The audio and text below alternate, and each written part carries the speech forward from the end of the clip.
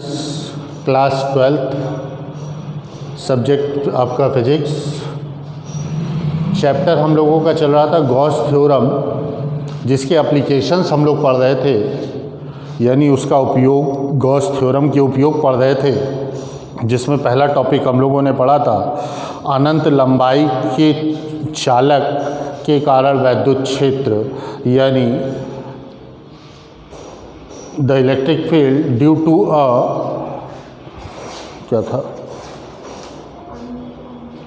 Due to a charged wire of infinite length. आज का topic है हम लोगों का, यानी सेकंड यूजेस पढ़ रहे हैं या सेकंड एप्लीकेशंस हम लोग पढ़ रहे हैं गॉस थ्योरम के। तो आज का टॉपिक है हम लोगों का electric field due to a uniformly charged infinite non conducting plate.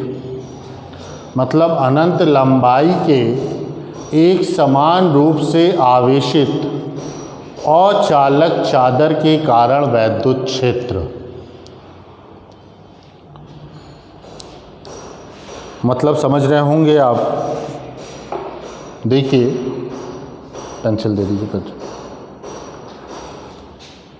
पहली बात कि ये जो चादर है ये अचालक धातु, अचालक यानी अधातु से बनी हुई है।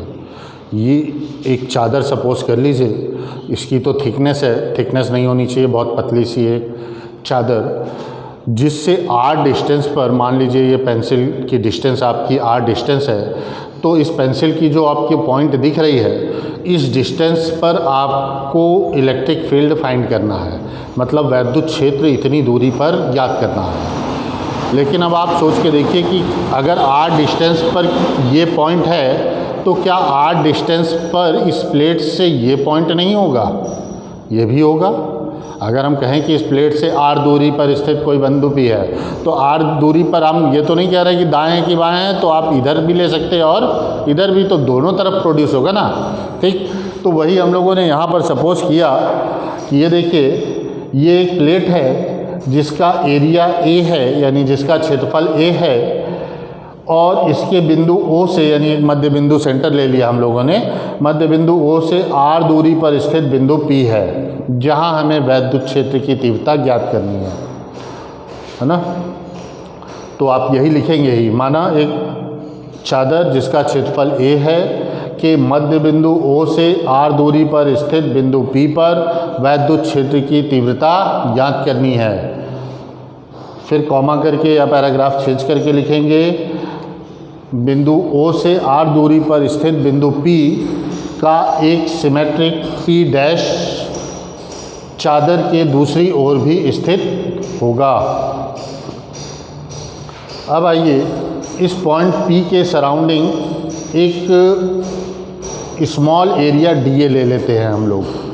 मतलब कि अगर एक बिंदु पर आपको वैद्युत क्षेत्र की तीव्रता ज्ञात करनी है, तो ठीक एग्जैक्ट बिंदु पे हम नहीं ज्ञात कर सकते, उसके चारों ओर एक क्षेत्रफल यानी एक एरिया होगा जहाँ पर वैद्युत क्षेत्र लेंगे, कुछ दूरी पर लेंगे, तो वो एरिया हम लोगों ने यहाँ पर एक स्मॉल एरिया dA सपोज कर लिया।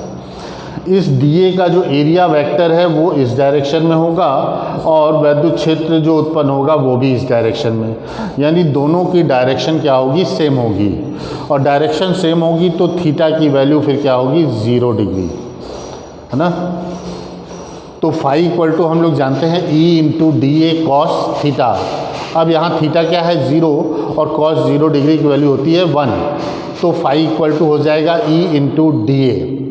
तो इस पॉइंट P से जो इलेक्ट्रिक फ्लक्स फाइंड कर रहा है वो होगा E इंटू dA।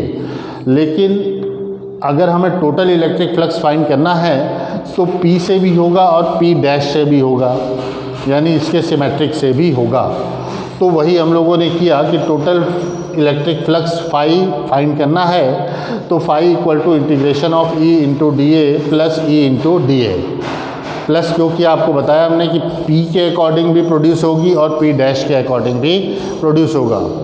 तो E बाहर हो जाता है, dA का इंटीग्रेशन हो जाता है A, यहाँ भी dA का इंटीग्रेशन A हो जाएगा। E ऐड हो जाएगा 2EA। बाय गॉस थ्योरम हम लोग जानते हैं फाई इक्वल टू होता है Q अपॉन एप्सिलॉन नॉट। तो यहाँ फाई की जगह हम लोग रख देंगे Q upon epsilon naught. Equal to 2EA। यहाँ से E की वैल्यू अगर फाइंड करनी है तो 2A का डिवाइड हो जाएगा, लेकिन डिवाइड करने का मेथड ये रहेगा कि 2 को एप्सिलॉन नॉट के साथ और A को हम लोग Q के साथ ले लेंगे। तो E इक्वल टू हो गया 1/2 epsilon not Q upon A। अब ये जो Q अपॉन A है इसे कहते हैं सरफेस चार्ज डेंसिटी। इसे सिग्मा से प्रदर्शित करते हैं। लीनियर चार्ज डेंसिटी याद होगा आपको, जब वायर के लिए हम लोगों ने पढ़ा था तो वहाँ लीनियर चार्ज डेंसिटी लिया था और वो लैम्डा हुआ करता था, है ना। तो वहाँ क्या था, एक लाइन थी या एक आपकी लेंथ थी केवल। यहाँ एरिया है इसलिए सरफेस चार्ज डेंसिटी होता है Q अपॉन A। वहाँ Q अपॉन L होता था, यहाँ Q अपॉन A होता है। तो ये है surface charge density Q upon A। तो इस Q अपॉन A के प्लेस पे हम लोग रख देंगे सिग्मा, तो E इक्वल टू हो जाएगा सिग्मा अपॉन 2 एप्सिलॉन नॉट। यही है आपका intensity due to a infinite length of non conducting plate, यानी अनंत लंबाई के एक समान रूप से आवेशित अचालक चादर के कारण वैद्युत क्षेत्र की तीव्रता sigma upon 2 epsilon not produce होती है। नेक्स्ट टॉपिक पे इसका हम लोग नेक्स्ट एप्लीकेशंस पढ़ेंगे। अभी हम लोगों ने पढ़ा सिंपल प्लेट के लिए, अब 2 प्लेट के कारण पढ़ेंगे। 2 प्लेटें रख दी जाएँ आमने सामने तो कैसे प्रोड्यूस होगी इंटेंसिटी और उसकी भी क्या कंडीशंस होंगी, वो नेक्स्ट टॉपिक्स में हम लोग पढ़ेंगे। Thank you.